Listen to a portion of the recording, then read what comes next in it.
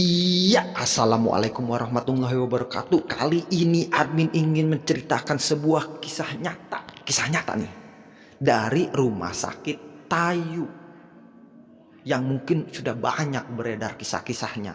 Tapi kali ini admin ingin menceritakannya kembali kepada teman-teman semua. Makanya sebelum admin bercerita, admin mohon dukungannya dan supportnya untuk mensubscribe channel ini.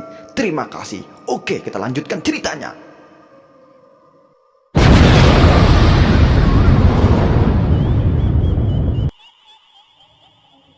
Mungkin sebagian teman-teman di sini tahu dengan Rumah Sakit Kristen Tayu yang berlokasi di Pati, Jawa Tengah.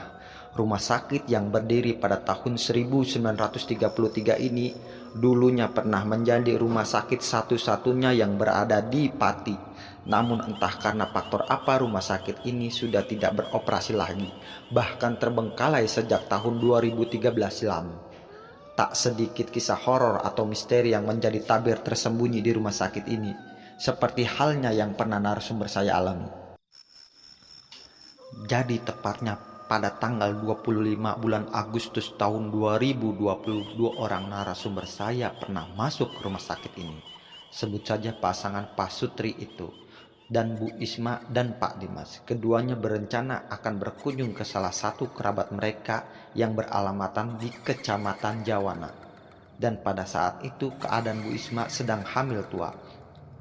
Padahal sebelumnya Bu Isma sudah diberikan nasihat oleh sang ibu untuk tidak melakukan perjalanan jauh, apalagi saat malam tiba. Namun karena sang suami yang mengajaknya, Bu Isma tak enak hati jika menolak. Mereka pun pergi dengan mengendarai mobil. Sesampainya di depan rumah sakit Tayu ini, tiba-tiba sang istri mengalami kontraksi. Tentu membuat Pak Dimas panik karena sang istri sudah mengeluarkan banyak darah. Di tengah kepanikannya, dia pun melihat rumah sakit Tayu ini. Tanpa berpikir panjang, dia pun langsung membawa sang istri ke sana. Setelah dia meminta tolong pada petugas dan perawat di sana, akhirnya Bu Isma pun dibawa ke ruangan bersalin. Dengan perasaan gundah, gelisah dan panik yang berkecamuk menjadi satu itulah, dia hanya bisa berdiri sambil berjalan mondar-mandir di depan ruangan. Namun setelah menunggu lama, Pak Dimas merasakan keanehan dengan rumah sakit itu. Orang-orang yang berada di sana hampir tidak ada yang berbicara sama sekali. Suasananya begitu hening dan sepi, padahal saat itu banyak orang yang sedang lalu lalang dan berjaga di sana. Dan baju yang mereka kenakan pun berwarna putih polos tanpa corak ataupun perpaduan warna lainnya. Setelah diamati dengan seksama, wajah mereka pun juga tampak pucat, pasi serta tanpa ekspresi. Caranya berjalan pun cepat sekali, seketika merasakan hawa aneh dan merinding sekujur tubuh. Hingga akhirnya Pak Dimas menghubungi kerabatnya yang akan dia datangi itu. Dia pun berusaha menghubunginya lewat telepon. Assalamualaikum Wan.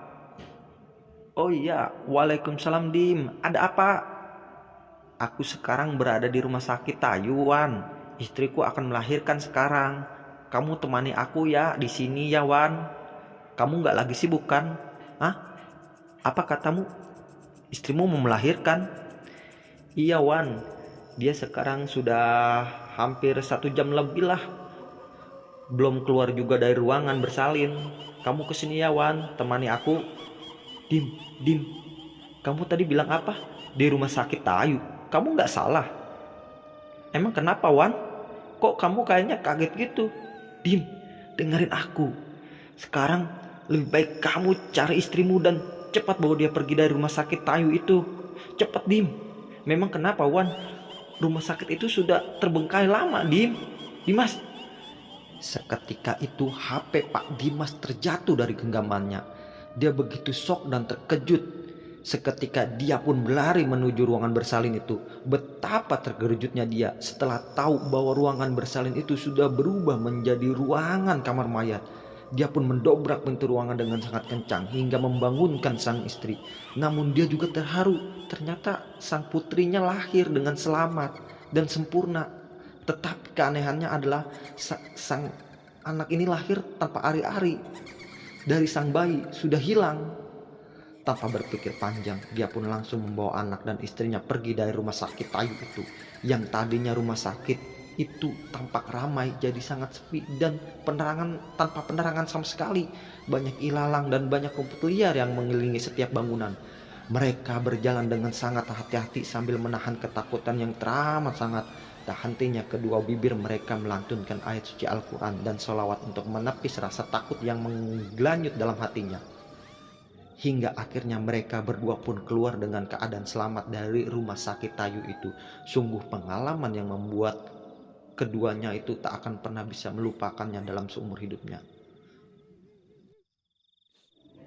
Inilah segelintir kisah dari misteri dan horornya rumah sakit Tayu.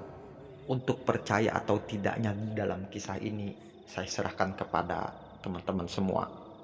Dan jika ada kesalahan dalam mengkisahkan cerita ini, saya minta maaf dengan sebesar-besarnya. Terima kasih kepada teman-teman semua yang mampir ke channel ini.